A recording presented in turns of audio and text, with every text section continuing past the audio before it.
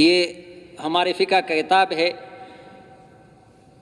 ہدایہ، اس کے شرح اشرف الہدایہ، اس میں لکھا ہے کہ ایک بادشاہ تھا فرعون جیسا ظالم، بچہ پیدا ہوتا تھا تو اس کو ذبح کرتے تھے، بچوں کو ذبح کرتا تھا۔ تو اس زمانے میں ایک نبی پیدا ہوئے دانیال علیہ السلام۔ کون؟ تو اس کی ماں نے اس خوف سے کہ میرے سامنے ذبح کرے یہ میں برداشت نہیں کر سکتا، بچہ پیدا ہوا جنگل میں چھوڑ کر کے آئی، جہاں شیرخوار بچے کو ابھی پیدا ہوا وہاں چھوڑ کر کے آئی، ادھر درندے کا کیا ہو جائے لیکن میں یہ برداشت نہیں کہ میرے سامنے ذبح ہو رہا، یہ میں دیکھ نہیں سکتی۔ اللہ نے لکھا ہے کتاب میں، اللہ نے شیر بھیجا، کس کو بھیجا؟ جو اس کی حفاظت کر رہا ہے، اور شیرنی بھیجی جو اس کو دودھ پلا رہی ہے۔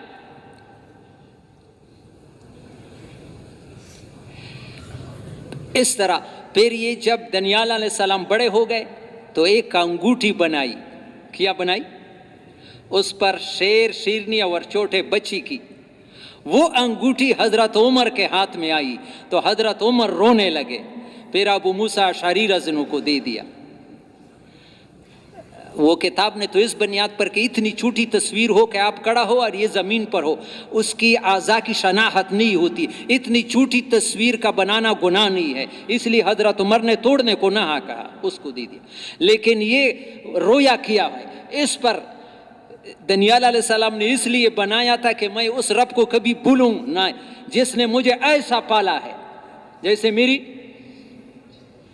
شیر شیرنی کے ذریعے تربیت کری، یہ رب بھی کبھی ناراض کرنے کے قابل ہے؟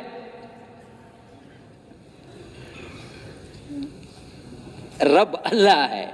دوسرا قصہ لکھا ہے مولانا عبدالحق صاحب اکوڑا خٹک والے نے، بہت بڑے شیخ الحدیث مدرسے کے بانی، کہ یا اسرائیل علیہ السلام سے اللہ نے پوچھا، اسرائیل کبھی اتنے انسانوں کی روح قبض کرتا ہے کہ کبھی کسی پر ترس بھی آیا ہے؟ کسی پر؟ وے ہاں یا اللہ، 2 انسانوں پر ترس آیا ہے۔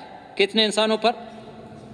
ایک کشتی پانی میں جا رہی تھی، یا اللہ تم نے حکم دیا اس کشتی کو غرق کر دو، کشتی غرق ہو گئی، ایک تختے پر ایک عورت صرف زندہ رہ گئی، وہ اس کے پیٹ میں بچہ تھا، وہ خوف کی وجہ سے بچہ جنی، بچہ پیدا ہوا، یا اللہ تم نے کہا کہ اس کی ماں کی روح بھی قبض کرو، ویسی بھی موت ایک تختی پر، اور شیرخوار بچے کو اکیلا چھوڑنا، یا اللہ اس بچے پر بہت ترس آیا کہ اس کا کیا ہو جائے۔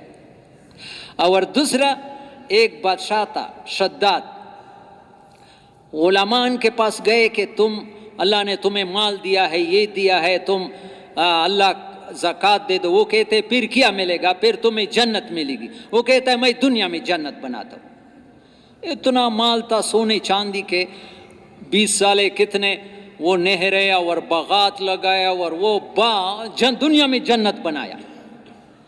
جب اطلاعی کی جنت تیار ہے اور اس کے دیکھنے گیا، جب پہلا پاؤں اندر رکھا، یا اللہ تم نے کہا کہ اس کوئی روح قبض کرو کہ جنت کے دروازے پر بھی اندر داخل نہ ہو جائے۔ یہ 2 انسانوں پر میرا، یہ کون کہتا ہے؟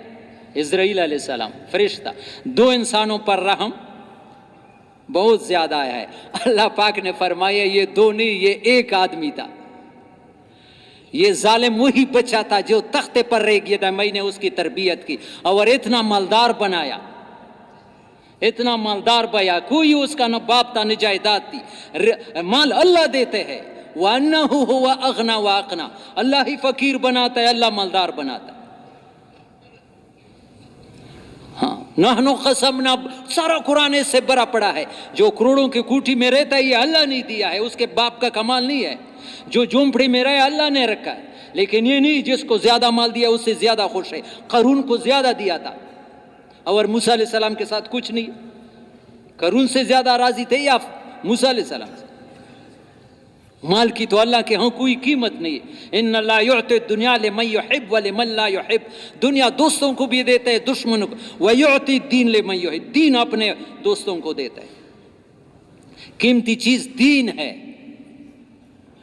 دین سے دنیا آخرت کی زندگی بنتی ہے، دنیا سے دنیا کی زندگی بننے کے اللہ کے وعدے نہیں ہے۔ مال ہوگا، اللہ تمہاری زندگی پریشان، مال تمہیں نہیں بچا سکتا ہے، اعمال تمہیں بچائے۔ تو راز کون ہے؟